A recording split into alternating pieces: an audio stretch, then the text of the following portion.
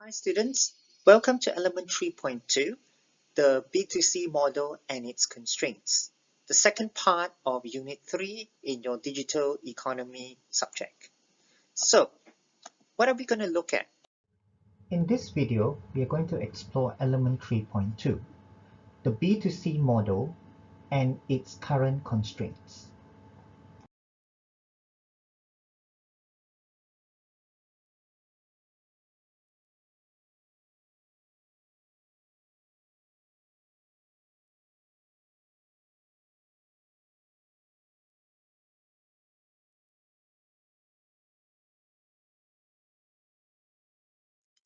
So, what are we going to cover?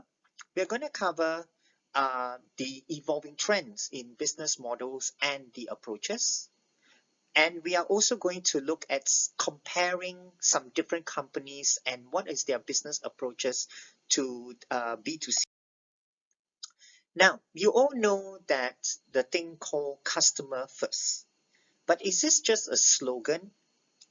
Are companies actually practicing this? You see, the current traditional B2C mode is all about the big players. Big manufacturers like Ford focuses on low-cost supply chain. Big retailers like Walmart focuses on its layers of distribution. Big brandings like P&G are only responding to reactive customers, whereas big marketing like Coca-Cola are looking at just broadcasting their message of whatever their brand stands for. Now, do you know Henry Ford, who is the founder of Ford Motor Companies? He's also the sponsor of the development of the assembly line technique of mass production. Very funnily, he said that at that point when he wanted to develop and manufacture the first automobile to many middle-class Americans, but he didn't realize that only middle-class Americans can afford automobiles. Now remember, this was the time when horses were still being used as the mode of transportation. So what he did was he converted the automobile from a very expensive curiosity into a very practical conveyance that would profoundly impact the landscape of the 20th century. Think of it this way. For all your life, you've been saying you've been riding on a horse getting from one place to another place. Now, imagine if I would ask you a question. What would you want to get from one place to one place? Now, if you didn't know any better, you would have just said, oh, well, I need a faster horse. I need a horse that's more durable. I need a horse that's... And it's all going to be revolving around horses. But Henry Ford revolutionized the T model automobile, which definitely changed the transportation landscape and the American industry. Now, over the years, however, he did make one mistake. He said that you can have any car as long as it is painted black in color. Think about that. What did that mean in terms of a B2C? It was just him pushing out the model to the customers. But is it what the customer wants, or was he telling what the customer wants? So the traditional model of B2C in this new digital era would have a certain problem if you remember how new digital customers react to the current situation. Mass productions are the norm in B2C because they are only going to produce homogeneous product. They believe that everybody should have only one type of car. Now, this would mean that with more discerning customers, customers are not going to be buying the same thing that another customer would probably have. And this would have a problem of supply more than demand. Then there is too many layers of distribution, which means that the customer would have to wait until a new product line actually gets out. This would invoke what we call the bullwhip effect. And then there will be a dominating information channel through broadcast marketing, which means that if Coca-Cola tells you that Coca-Cola is it, or fresh like Coca-Cola, then that's the only messaging that you are going to get. There's no other messaging that fits your culture, that fits your lifestyle, that fits what you want. So businesses essentially are not sensitive to the constantly changing customer demand, and therefore the inventory cannot be properly managed because there's just so much of supply that cannot be managed. So McKinsey report shows that market demand prediction accuracy rate at the right figure, which means that half of the products were not what the customer wanted, while customers' demand cannot be satisfied. At 90%, yes, maybe that was what the customer wanted, 1970s, but you see that over the years, this has gone down. So what does that tell you about the problems of the traditional B2C? Other things that you can look at in terms of the problems of the traditional B2C. Products are pushed to customers. Customers have no say in what the product they want. Traditional feedback channels such as focus groups are kind of unreliable because most of these companies choose who they look for in terms of focus groups. And the process to produce something takes much longer because, like I said, the distribution level is just too high. And when a product is moved out into the market, the customer would have already went on and said, oh, you know what, this is not what I wanted. I want something else new. And big companies move much slower with their own gut feeling and ideas because they have to test and retest and feel that that is what the customer wants before they actually push things out. And this is really a problem. With a fast-paced digital economy like we have today, customers in a way don't exactly know what they want or what they want to purchase.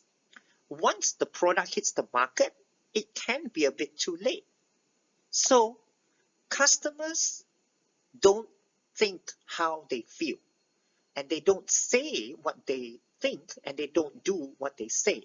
This is something that David Ogilvy actually found out when he was doing market research. And you know that Ogilvy is one of the leading market research companies in the world. So customer evaluation cycle is then significantly shorter. Traditional B2C model cannot keep up with this customer evaluation because digital economy gives power back to the customer. If your product does not convince the customers to buy it right now, then you have probably lost their attention forever. Even bombarding them with ads won't work because they would say, no, this is not what I want because they're more discerning. The accelerated loyalty journey, not just providing information to help customer evaluate products, but it's also about delivering that information in the shortest time to the most targeted customer segments. Information itself is not enough. You must give the product to the right people at exactly the right time. So I'm going to give you some um, examples of how companies who fail to adjust in terms of the digital landscape. Okay, so the first example I'm going to give you is Blockbuster. Now, Blockbuster is a video store. See, Blockbuster Video in 2004, they employed about 84,300 employees worldwide, which includes 58,500 in the United States and about 25,800 in all other countries in the world. And they had about 9,000 over stores in total. Blockbuster's today only remaining Australian store closed on March 31st, 2019, meaning that the only remaining Blockbuster video store is in Oregon, Bend in Oregon. That's the only remaining one. Because there has been an era of demand in online streaming by Netflix, Bilibili, Hulu, and whatever you have. Another company that failed was Thomas Cook. Thomas Cook is a British travel firm that ceased trading on the 23rd of September in 2019, not too long ago, bringing its company's history of 178-year-long history to an end, and stranding about 150,000 tourists abroad, and thousands were left unemployed. So how did it happen? Well, the Chinese company Fosun International added a 900 million pound loan in May 2019. Fosun refused a second 200 million pound cash injection on 22nd September, and the UK government declined to bail out the company. So Thomas Cook had nowhere to go. Why? Because travel and tourism industry is highly disrupted by technology. There was a boom in online booking, sites and fare aggregators. Instagram tourists were looking for independent travel, and there was so much of changing customer preference for products. They wanted lower costs in digital ecosystem, and that has taken over the whole sector. Now, let me just tell you that disruption is always dangerous. That is if you do not go with it. But digital disruptions, however, in today's world is happening faster than ever. If you see this particular curve here, you will notice that incumbent business models will start out with a very high market share before it goes down to the tipping point. Now, when does this tipping point happen? You could probably call this as the digital disruption happening right there. Now, for those people who are bold movers and agile, survive and rise with new business models, whereas those that don't will probably slide through the cracks. They probably would change a little bit, but eventually, if they do not change totally entirely, they will fall. See, only 8% of companies believe that their business model will remain economically viable in this new modern era of digitization. You see, digital disruption will shrink value because the competitions will press companies to change. Customers will always win and companies will always lose because products and services will become obsolete if there is no innovation, and there will be value pools will consolidate. So imagine, just look at ride sharing. The service is 40% cheaper than a regular cab for a 5-mile trip into Los Angeles. You think about your last time. When was the last time you actually took a cab to anywhere? Everything's about Uber, everything is about Grab, and everything is about ride sharing, isn't it? Now, if you think about a phone right today, an innovation of a phone, you can have a phone, a computer, and a camera all into one. When was the last time you actually called a travel agent to ask for something? When was the last time you actually used an actual camera to shoot something? And when was the last time you actually look at a GPS thing or a map to actually go and find some place? What other things does digital disruption do? Well, just think about how you need to change in a world that is changing in the digital landscape. If you have grown comfortable with a steady revenue growth, that's good. Now, when the change does happen, if you fail to respond to the current challenge, you will slip.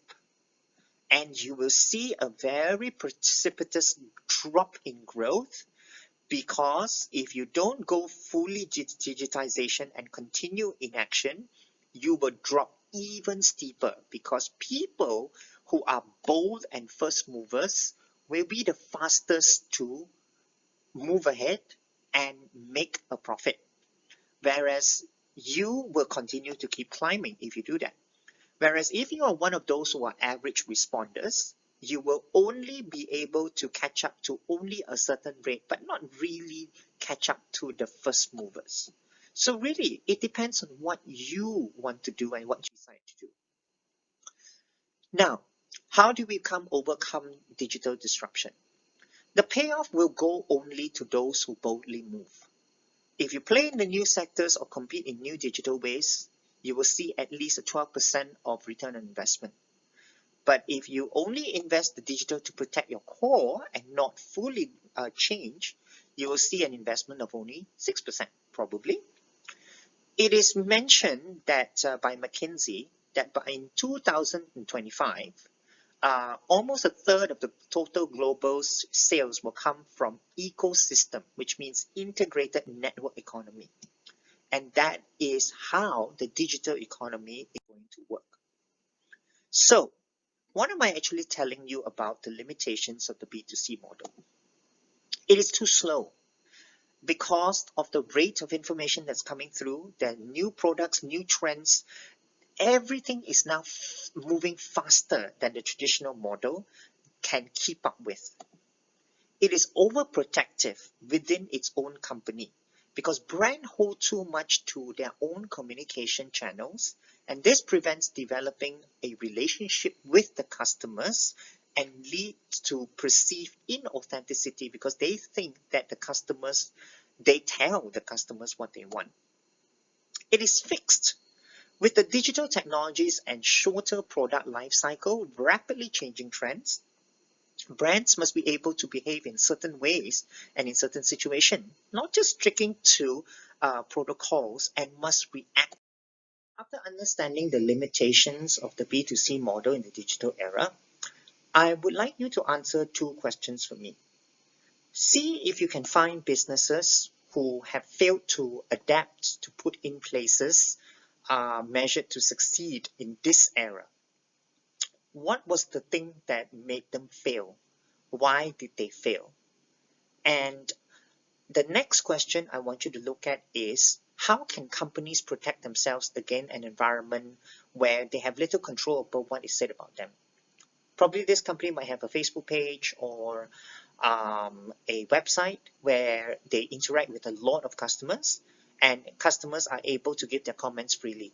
So do try to answer these questions on the Padlet with this particular password here, or scan the QR code to go into the Padlet.